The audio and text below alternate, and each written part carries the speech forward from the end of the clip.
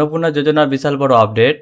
যাদের further verification রয়েছে তারা কি করবেন বুঝতে পারছে না। এটার মানে কি?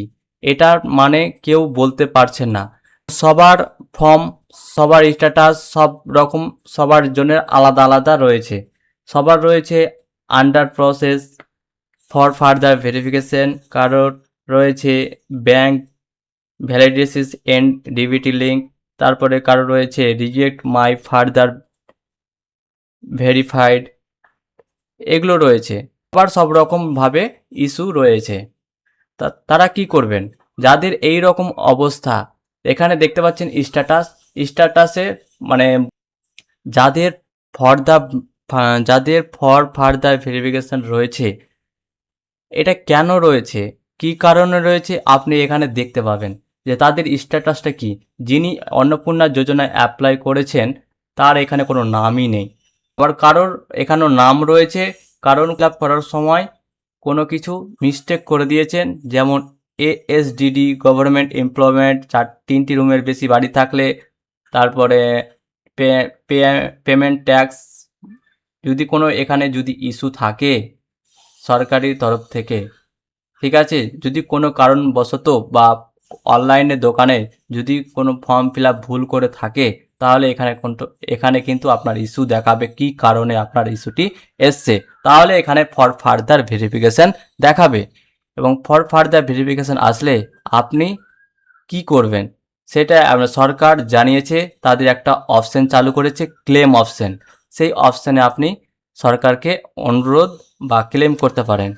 যদি আপনি অনলাইনে ক্লেম না করেন তাহলে আপনার গ্রাম পঞ্চায়েত বা বিডিও অফিসে গিয়ে সেই ক্লেমটি করতে পারেন। আপনি যদি মনে করেন যে আপনি অনলাইনে ক্লেম করবেন, ক্লেম করতে হয় কিভাবে সেটাও আমি আজকে দেখাবো। অপশানে ক্লিক করবেন, তারপরে আপনি এখানে ক্লিক করবেন যে ক্লেম অ্যাপ্লিকেশন, আর একটা আছে অবজেকশন এগেনস্ট সেমন। অবজেকশন এগেনস্ট সেমন মানে বলতে গেলে আপনাকে বোঝাচ্ছে যে কারো কোনো বড়লোক ব্যক্তি যদি টাকা পায়, সেটা আপনি অবজেকশন জানাতে পারেন সরকারকে।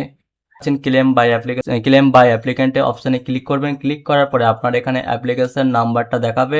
নাম্বার দেখানোর পরে আপনার এখানে অ্যাড্রেস সব দেখাবে। তারপরে আপনার কতটা ফ্যামিলি মেম্বার রয়েছে সেটাও এখানে দেখাবে, এবং এখানে দেখাবে যিনি অন্নপূর্ণা যোজনার জন্য অ্যাপ্লাই করেছেন এখানে গ্রিন টিক মার্ক দেখাবে। এখানে গ্রিন টিক মার্ক নেই। কেন নেই?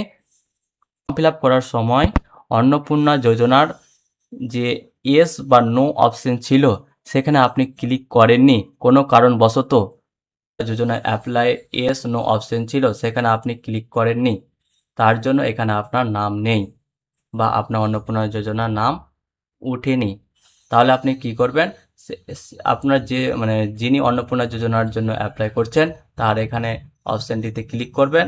ক্লিক করে জানাবেন সরকারকে যে আমি অন্নপূর্ণা যোজনার জন্য অ্যাপ্লাই করছি। অ্যাপ্লাই হয়ে যাওয়ার কারণে আপনি সরকারকে জানাবেন যে এখানে অ্যাপ্লিকেশন ডিটেলসে ক্লিক করবেন। ঠিক আছে, প্রথম অপশানটিতে ক্লিক করবেন। ক্লিক করার পরে আপনাকে এখানে রিমার্কস দিতে হবে। কি রিমার্কস দিবেন? এখানে 100 ওয়ার্ডের মাধ্যমে আপনাকে জানাতে হবে যে আমার ফর্ম ফিল আপ করার সময় আপনার সেই জায়গায় ইয়েস নো অপশানে ক্লিক হয়নি, তার জন্য।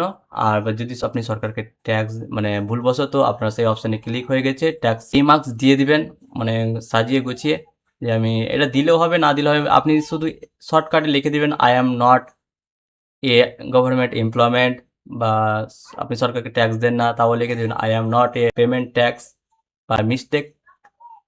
ঠিক আছে, এটা আপনি এখানে লিখে দিতে পারেন, আর আপনি ChatGPT-র মাধ্যমে সেটা লিখতে পারেন। সাপোর্ট অফ ক্লেম, আপনাকে এখানে একটা ডকুমেন্টস আপলোড করতে হবে। কি ডকুমেন্টস আপলোড করতে হবে? হয় আধার কার্ড, না হয় ভোটার কার্ড। সে আধার কার্ড 50 কেবি থেকে 200 কেবির মধ্যে আপনাকে পিডিএফ বা জিপিজি ফাইল দিতে হবে। তারপরে আপনি এখানে সাবমিট বাটনে ক্লিক করবেন।